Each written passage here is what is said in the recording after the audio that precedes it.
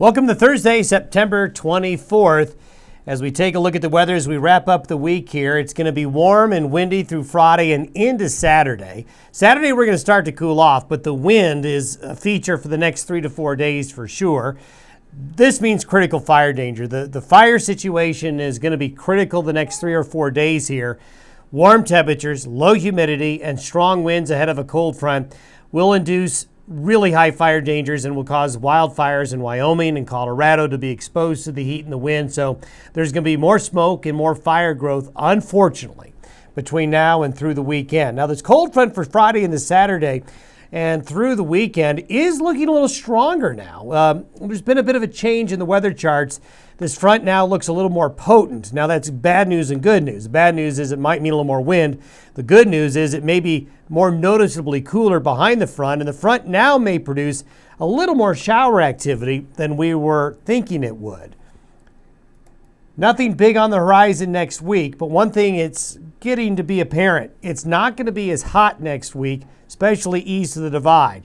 West of the Continental Divide, for those of you listening on the western slopes of Colorado, into Utah, into eastern Idaho, you're not going to really cool off. But from the Continental Divide east, next week is definitely not going to be as warm.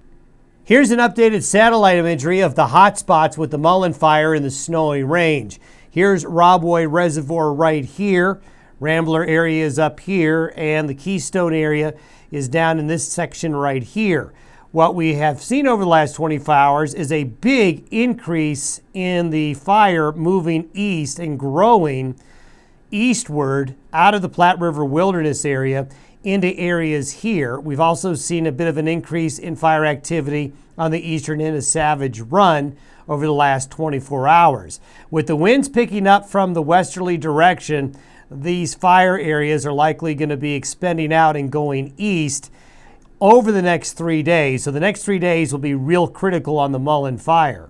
Here are the wind forecasts coming up. Now, this is for Friday afternoon. You can see that as the cold front approaches from the northwest, westerly winds in the blue and the green here increase. They really start to increase more noticeable during the day Friday into Friday night. Then here's a blow up of Saturday. Saturday, this is where the winds really get going, right down the I-80 corridor. Now, the worst of the winds are around that Arlington and Elk Mountain area. A little bit closer to the Mullen Fire, it's still windy, but the worst of the winds are going to be just to the north, thankfully. But everybody, as this front approaches, will be windy in this pattern as we go through probably into early Sunday. By Sunday afternoon, the winds aloft are coming in from the northwest. So there's going to be a wind direction change. So the winds Saturday are going to be blowing in strong from the west. By Sunday, they're not going to be as strong but stout, but coming in from the north. So there's going to be a pretty significant wind shift. Now, with that wind shift, the air will cool off, and there might even be a little bit of shower activity. The cooler air results into higher humidity, so the fire situation gets better during the day Sunday and into Monday. But up until then, we got to be careful.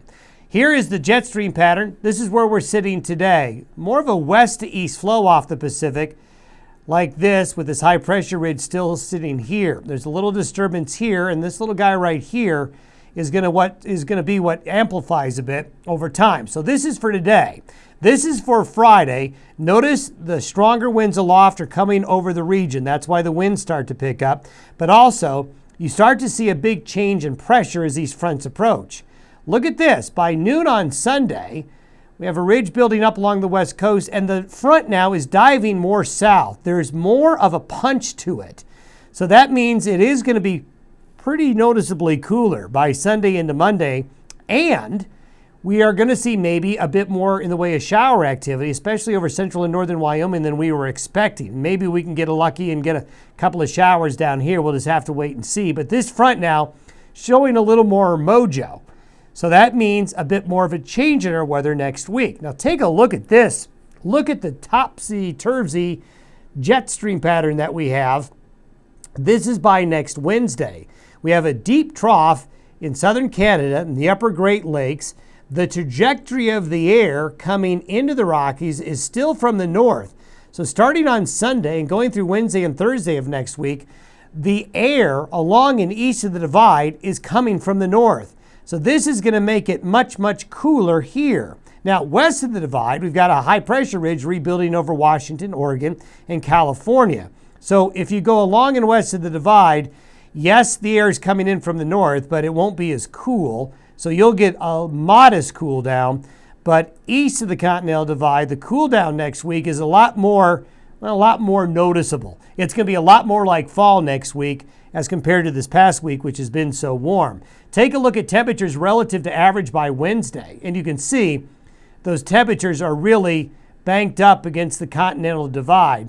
So we are going to see a pretty good cool down next week. Unfortunately, this cooler weather is probably not going to bring much precipitation, but it is bringing about a change. Talk to you on Friday. Have a good day ahead.